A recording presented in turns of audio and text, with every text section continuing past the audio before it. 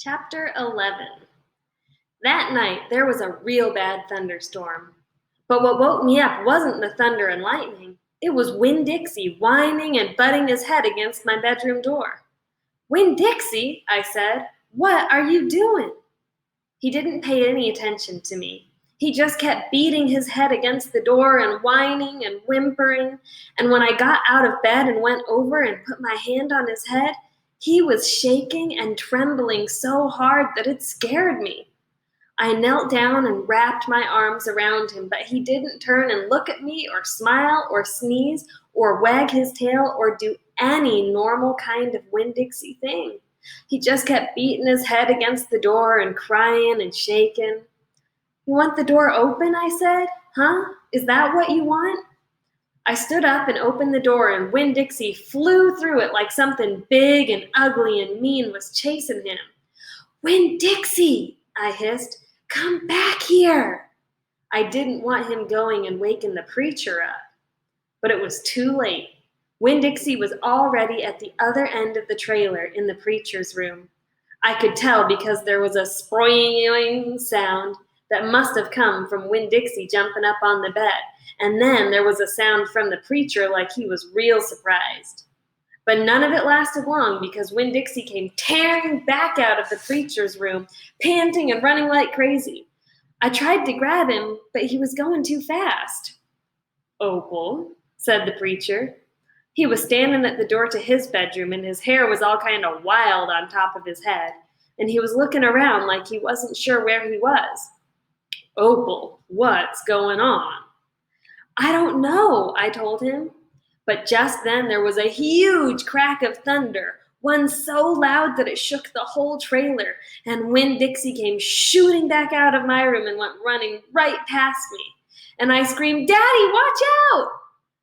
But the preacher was still confused. He just stood there, and Winn-Dixie came barreling right toward him like he was a bowling ball, and the preacher was the only pin left standing, and wham! They both fell to the ground. "Uh-oh," I said. "Opal," said the preacher. He was lying on his stomach, and Winn-Dixie was sitting on top of him, panting and whining. "Yes, sir," I said. "Opal," the preacher said again. "Yes, sir," I said louder. "Do you know what a pathological fear is?" "No, sir," I told him. The preacher raised a hand. He rubbed his nose. "Well," he said after a minute, "it's a fear that goes way beyond normal fears. It's a fear you can't be talked out of or reasoned out of." Just then there was another crack of thunder, and Winn-Dixie rose straight up in the air like somebody had poked him with something hot. When he hit the floor, he started running.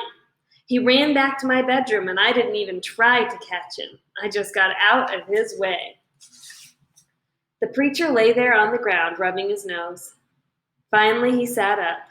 He said, "Opal, I believe Winn-Dixie has a pathological fear of thunderstorms." And just when he finished his sentence, here came Winn-Dixie again, running to save his life.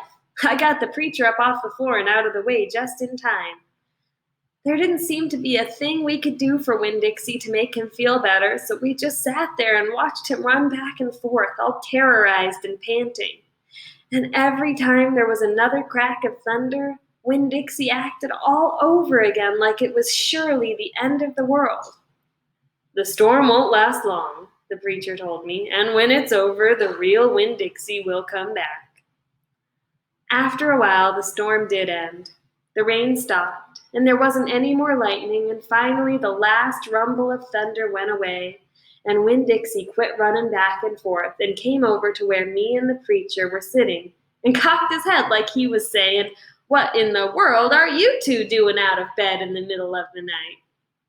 And then he crept up on the couch with us in this funny way he has, where he gets on the couch an inch at a time, kind of sliding himself onto it, looking off in a different direction, like it's all happening by accident, like he didn't intend to get on the couch, but all of a sudden, there he is. And so the three of us sat there, I rubbed Winn-Dixie's head and scratched him behind the ears the way he liked. And the preacher said, "There are an awful lot of thunderstorms in Florida in the summertime." "Yes, sir," I said. I was afraid that maybe he would say we couldn't keep a dog who went crazy with pathological fear every time there was a crack of thunder. "We'll have to keep an eye on him," the preacher said. He put his arm around Winn-Dixie. "We'll have to make sure he doesn't get out during a storm. He might run away. We have to make sure we keep him safe." "Yes, sir," I said again. All of a sudden it was hard for me to talk. I loved the preacher so much. I loved him because he loved Winn-Dixie. I loved him because he was going to forgive Winn-Dixie for being afraid. But most of all, I loved him for putting his arm around Winn-Dixie like that, like he was already trying to keep him safe.